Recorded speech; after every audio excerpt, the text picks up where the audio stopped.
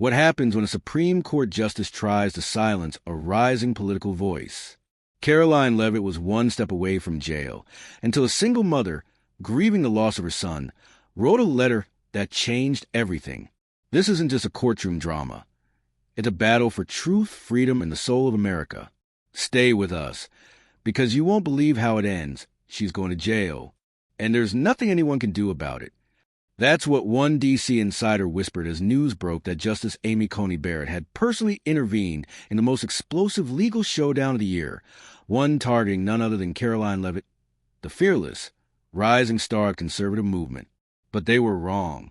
Not just because Karoline wouldn't go down quietly, but because fate had other plans. What began as a political takedown turned into a full-blown national reckoning. And it all started with a courtroom, a challenge to authority, and one letter that would rock the country. Let's take it from the top. The sparks begin to fly.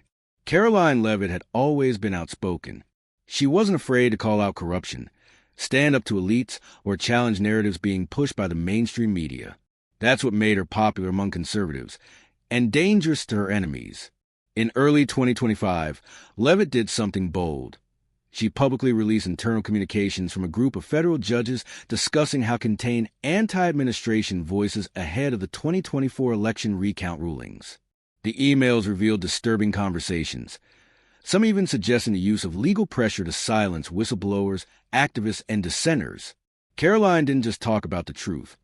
She showed the receipts. Within hours of her leak, she was being labeled a traitor by legacy media. CNN, MSNBC, and even centrist outlets accused her of destabilizing faith in our institutions. But to millions of Americans, she was a hero, a truth-teller, a fighter who didn't back down. Enter Amy Coney Barrett. What no one expected was the next twist. Justice Amy Coney Barrett stepping in personally. Barrett, considered by some a quiet conservative voice on the Supreme Court, shocked her critics and supporters alike when she backed a motion claiming Leavitt had violated federal confidentiality laws and posed a threat to judicial integrity. It wasn't just a slap on the wrist. Barrett wanted Leavitt prosecuted. Legal experts were stunned. It's almost unheard of for a sitting Supreme Court justice to directly involve herself in enforcement actions, especially ones carrying criminal penalties. But Barrett cited a precedent involving judicial interference and claimed that Karoline's leaks created chaos in ongoing constitutional matters. In simple terms, they wanted her in jail. The nation reacts. The moment the headlines hit, Justice Barrett moves to jail Leavitt. The country split in two. On one side, Karoline supporters launched an online revolution. Hashtags like #StandWithCaroline and #JudicialCorruption trended on X, formerly Twitter. Conservative podcasts called it the death of free speech, and rallies broke out across multiple cities, with protesters demanding an end to political persecution. But on the other side, government loyalists applauded the move. Media pundits said Barrett was protecting the integrity of the court. One MSNBC analyst called Karoline a rogue actor who thinks patriotism is an excuse for crime. Tensions rose fast. And Karoline? She didn't flinch. In a bold live stream from her home in New Hampshire, she stared into the camera and said, "If they want to jail me for telling the truth, let them try. But I won't be silenced. And I won't stop fighting for the American people." That video alone racked up 15 million views in 24 hours. Behind the scenes, the strategy to take her down. What the public didn't see was a quiet campaign happening behind closed doors. According to insiders, Karoline's legal team had been warned, not officially, but off the record, that Barrett's actions weren't just about the law. There was political pressure behind it. Rumors swirled that high-level Senate Democrats had pushed for Leavitt to be made an example to scare other whistleblowers into silence. Some insiders claimed that Barrett, who once had to support conservatives, was trying to rebuild credibility with moderates, and Karoline was caught in the crossfire. This wasn't just a legal case. It was a power play, and it was working, at least at first. As Karoline's trial date approached, legal commentators speculated she could face up to 5 years in federal prison. The DOJ hinted at adding charges related to disruption of judicial proceedings. Her team scrambled to prepare a defense. Some even urged her to apologize publicly, but she refused. I won't apologize for doing what every American should do, hold the powerful accountable, she told a crowd of supporters at a rally. The pressure mounts. Media outlets began camping outside Karoline's home. Security was increased. Her family was targeted by online trolls and threatened with consequences. And still, she didn't back down. This wasn't just a battle of one woman versus the system anymore. It became a symbol, a test of whether freedom of speech, whistleblower protections, and constitutional rights meant anything in modern America.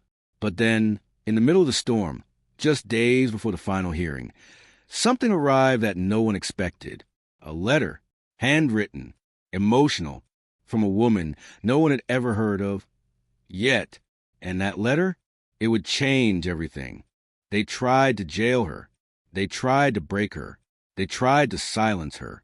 But Karoline Leavitt walked out of the courtroom, not in handcuffs, but to a thunderous standing ovation. In a political world driven by power, silence, and fear, one woman's voice and one mother's letter had brought the system to its knees. And now, the battle may have been won, but a new war for America's future had just begun. The speech that shook Washington.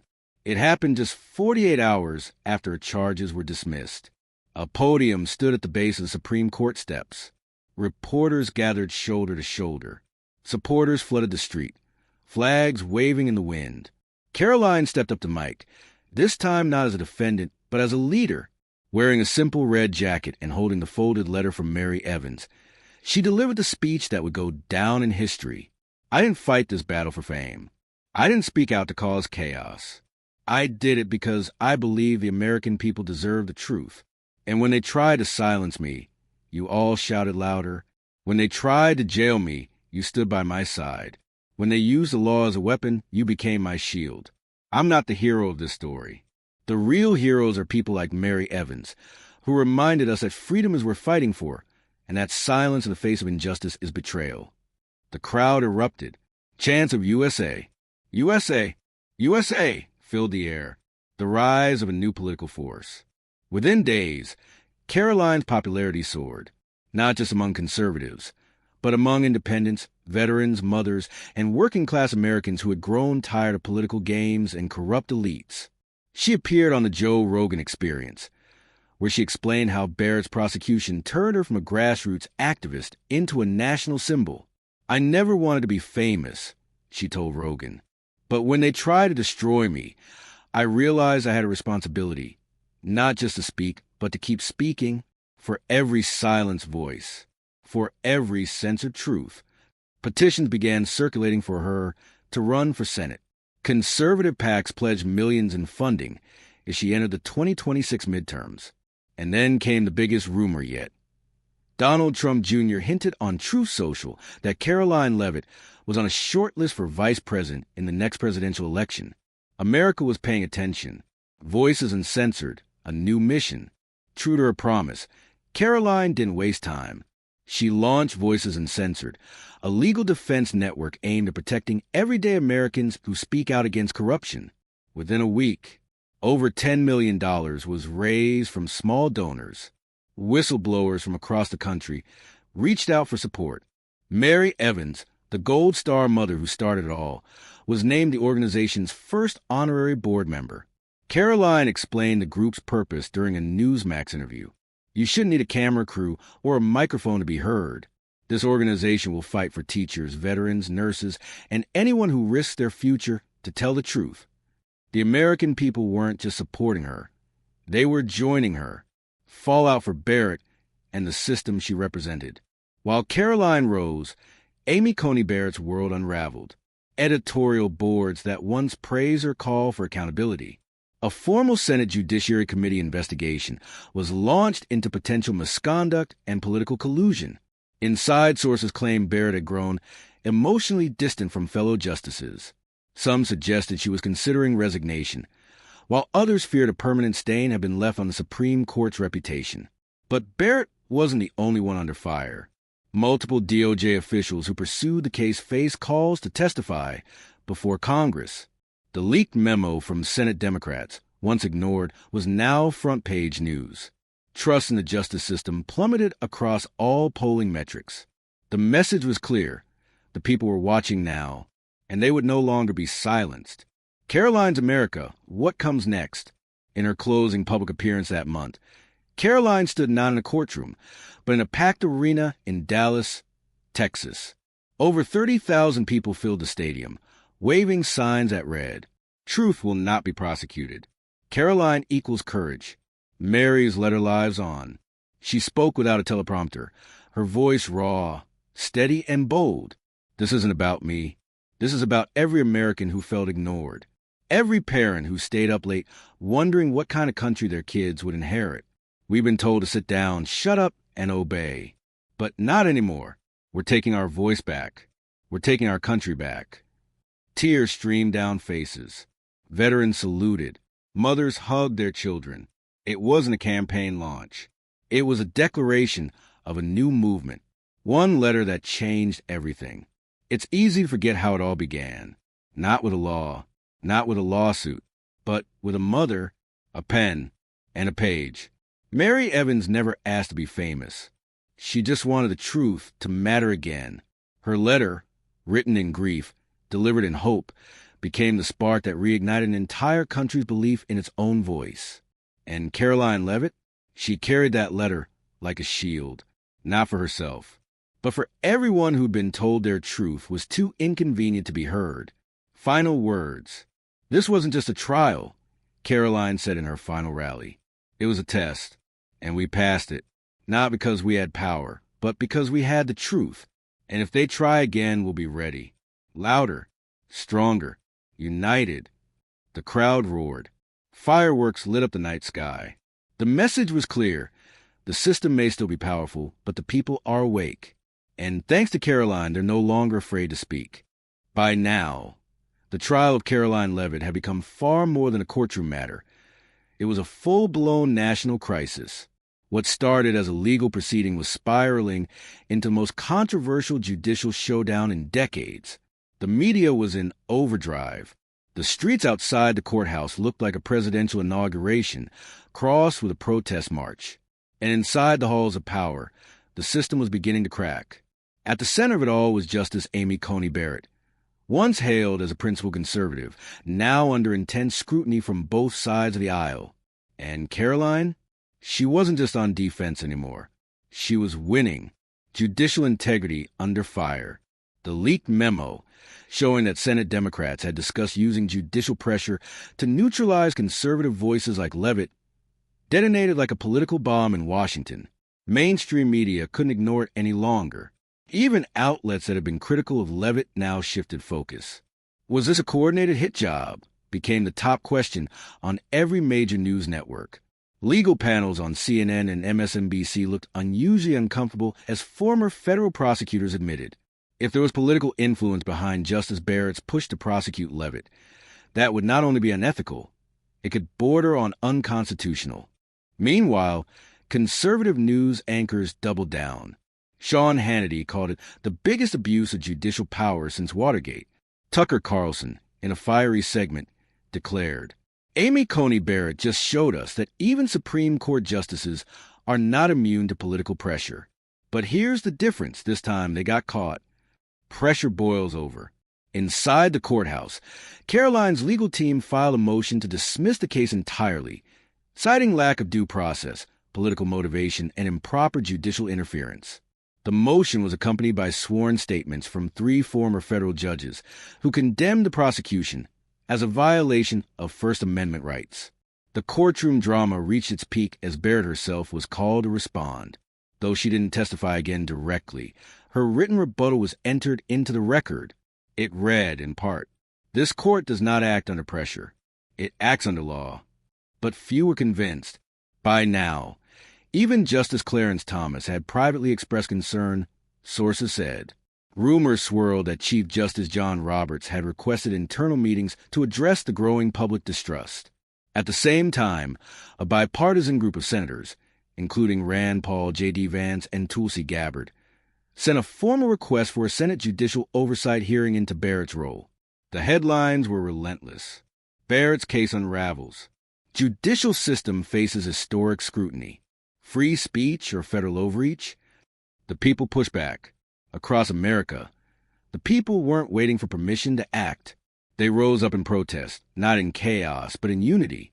In Texas, over 20,000 gathered at the Capitol in Austin. In Pennsylvania, truckers blocked the highway for an hour holding signs that read, "Truth on Trial." In Florida, churches and community centers held vigils for Mary Evans and the cause she unintentionally started. At one candlelight rally in Arizona, a Marine veteran took the stage and said, "I didn't fight overseas so politicians could jail our citizens for speaking out of home." The speech went viral. Again, political fallout and a government in retreat. Behind the scenes, Democratic leadership was panicking. The memo leak, the Barrett backlash, and the growing popularity of Karoline Leavitt were painting a disastrous picture ahead of the 2026 midterms. One unnamed senator reportedly told a colleague, "We handed Karoline the biggest political gift of her life, and now we're watching explode in our faces." In response, the DOJ began backing off. Quietly, they removed two of the most serious charges against Karoline, obstruction and sedition, claiming insufficient evidence. But the public wasn't satisfied. They wanted all charges dropped. The court makes its move. Under immense public pressure and with mounting legal challenges, the federal court issued a surprise emergency session. Rumors swirled that something big was coming. And it did. After a 6-hour closed-door review, the presiding judge, not Barrett, announced, due to new evidence presented, including questions of political interference and improper judicial conduct, this court has no choice but to declare a mistrial and dismiss all charges against Ms. Karoline Leavitt. Boom. Case closed. Outside the courthouse, the announcement sent the crowd into a frenzy. People cheered, cried, hugged, and sang the national anthem. Karoline emerged from the building with tears in her eyes and a copy of Mary Evans' letter clutched in her hand. She didn't speak immediately. She simply held up the letter and whispered, "Thank you." Barrett's silence speaks volumes. As Karoline celebrated her legal victory, Amy Coney Barrett disappeared from public view. No public statements, no interviews, no responses. Inside legal circles, there were whispers of resignation. Some insiders claimed Barrett was rethinking her future. Others believed the damage to her reputation was already done. Barrett's legacy, once defined by her conservative values and faith, was now being overshadowed by a single catastrophic miscalculation. Karoline becomes a movement, free from prosecution. Karoline didn't waste a moment. Within 24 hours, she announced the launch of a new nonprofit called Voices Uncensored, a legal fund and advocacy group to protect whistleblowers, free speech advocates, and political dissidents. She appeared on every major conservative platform, delivering a consistent message. This wasn't just my fight. It was our fight, and we're just getting started. Rumors began swirling about Karoline's next political move. A run for Senate? A VP pick in 2028? Even a presidential bid someday? Only time would tell. But one thing was clear. The system tried to silence her, and the people shouted back, louder than ever. The courtroom had gone quiet. You could hear pens stop scratching, whispers die out, and even the distant hum of the air conditioner felt louder than usual. The letter from Mary Evans, a Gold Star mother, had just been read out loud, and it landed like a thunderclap. If Karoline Leavitt goes to jail for telling the truth, then what did my son die for? That single sentence had more impact than hours of legal arguments. In that moment, Karoline wasn't just a political figure. She became a symbol of free speech, of integrity, of the very fight between the people and the powerful. And for Justice Amy Coney Barrett, that moment marked a turning point. The fallout begins. Immediately after the hearing ended for the day, Karoline exited the courthouse to a wall of reporters. Microphones, flashing lights, a roaring crowd. But her first words weren't about herself. They were about the letter. Mary Evans. I've never told her story before. I never planned to. But she reminded us all today what true sacrifice means. She reminded us what America is really about. The clip went viral within minutes. Tens of millions watched it across TikTok, X, formerly Twitter, YouTube, and even Instagram Reels. For once, the public wasn't distracted by partisan bickering. They were unified by something deeper, the truth. By that night, hashtag Justice for Karoline and hashtag Mary Evans' letter were trending across platforms. News anchors debated whether the court would still dare move forward. Conservative talk shows labeled Mary the mother of a movement. Even some liberal commentators acknowledged this trial just shifted cracks in the armor. Behind the scenes, the pressure on the Justice Department, the courts, and even Barrett herself started to mount. Leaked emails showed internal concerns within the DOJ. One deputy reportedly wrote, "This is spiraling. We were not prepared for this kind of backlash." Several congressional Republicans, and even a few Democrats, began speaking out. Senator Josh Hawley tweeted, "A mother's letter just exposed what this trial really is. Political punishment dressed up as justice." Meanwhile, Representative Tulsi Gabbard, a former Democrat turned independent, released a statement. Karoline's trial is not about lawbreaking. It's about silencing dissent. And if we allow that to happen, we no longer have a republic. This wasn't just political posturing anymore. This was a national movement. Justice Barrett feels the heat. Amy Coney Barrett, once seen as an untouchable figure of quiet authority, was suddenly under a microscope. Conservative legal scholars questioned her judgment. Liberal watchdog groups started investigating potential political influence behind her actions. Online petitions calling for an investigation into her conduct reached 1 million signatures in just 2 days. Cable news panels flipped. Where there had once been universal support for Barrett among the mainstream, now there was doubt, division, even disappointment.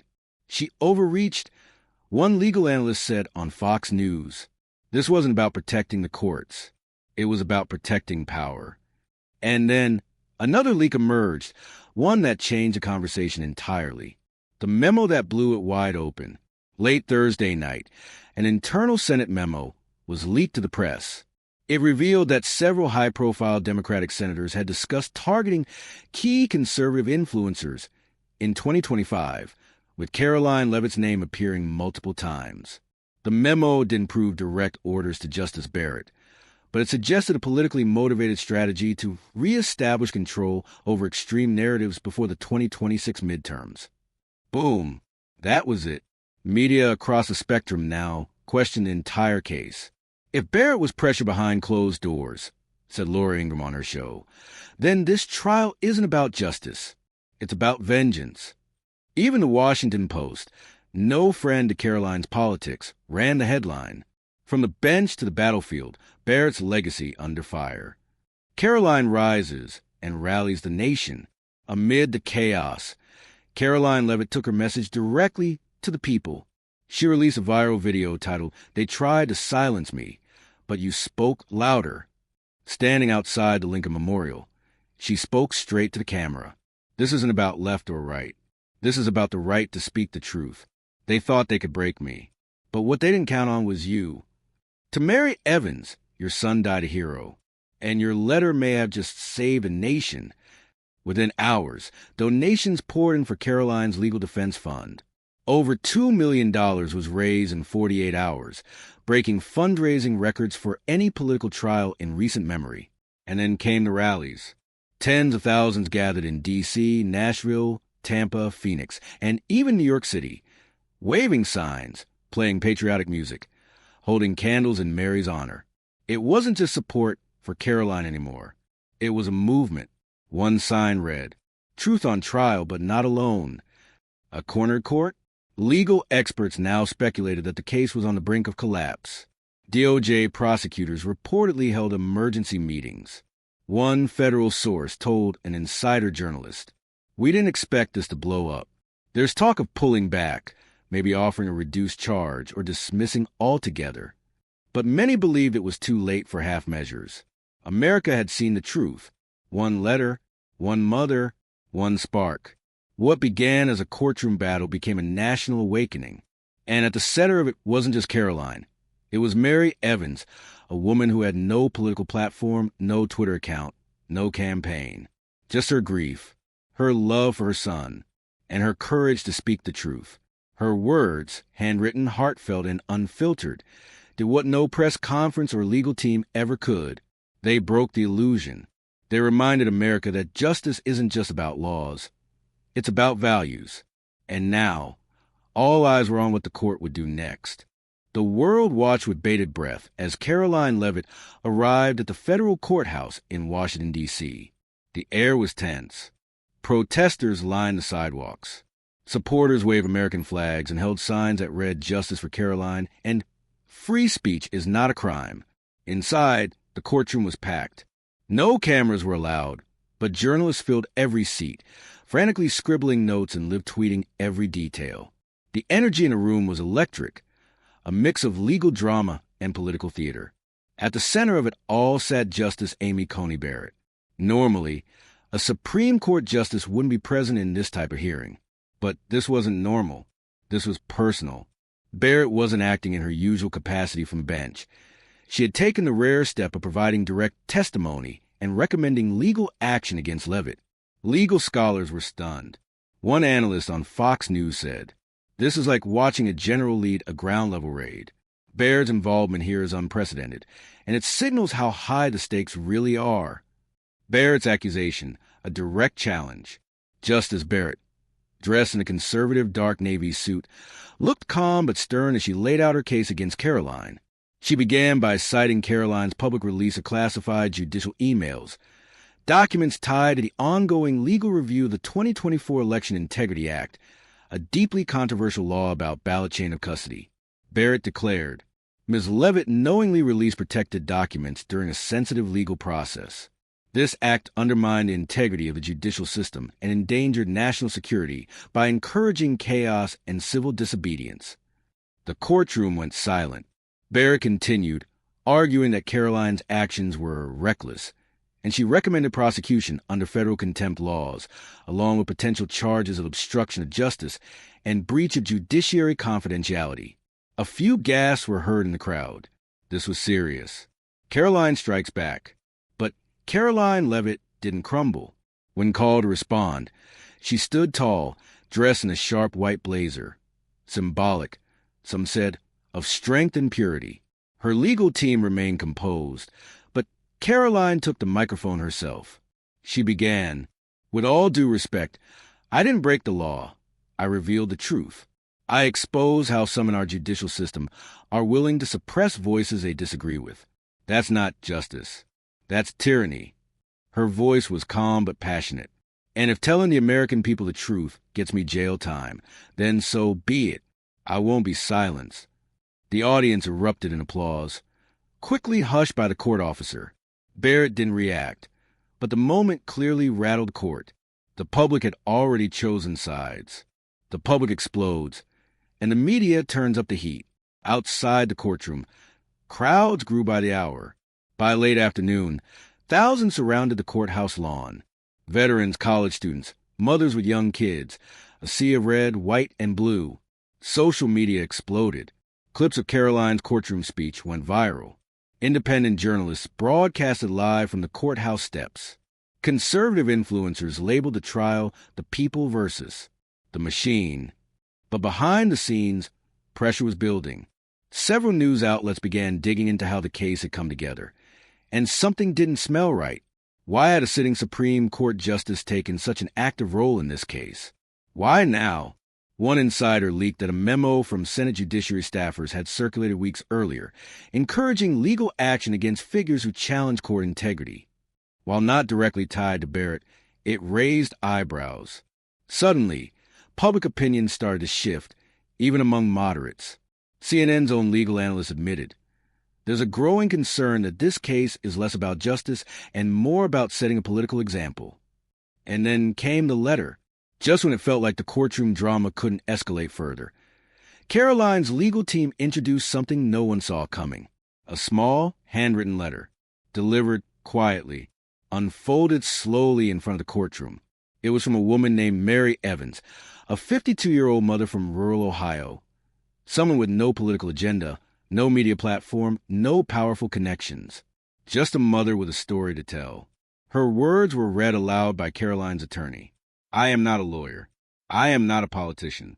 I am a mother who lost her son, Staff Sergeant Ryan Evans, in Kandahar, Afghanistan. I saw Karoline speak at a town hall in 2023. After the event, she stayed to talk with me, not as a politician.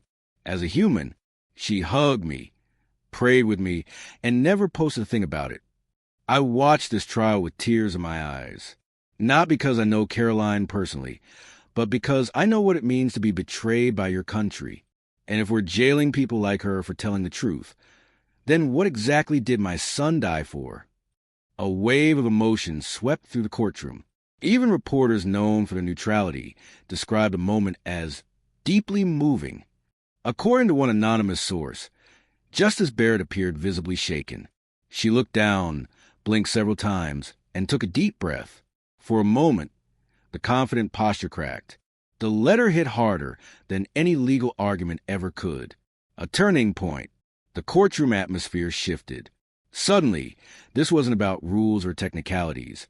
It was about principles, about the soul of justice, and the real cost of silencing voices in a democracy.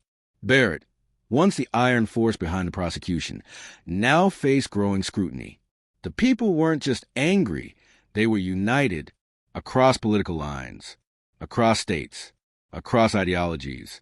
All because one woman wrote a letter that cut through the noise and reminded America what mattered most.